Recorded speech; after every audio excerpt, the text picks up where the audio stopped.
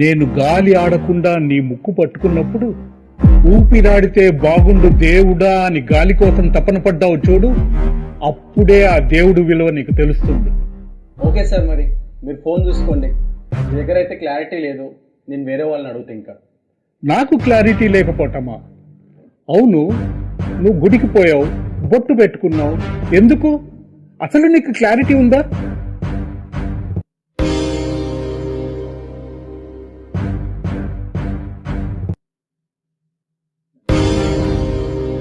Right sir, వెళ్ళొస్తాం. శివయ్య, మళ్ళీ వచ్చేటప్పుడు క్లారిటీతో రా. పక్కా క్లారిటీతోనే వస్తా. Bye bye, tata, see you. Bye.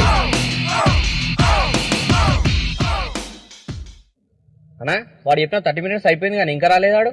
అగో వస్తుండు చూడు.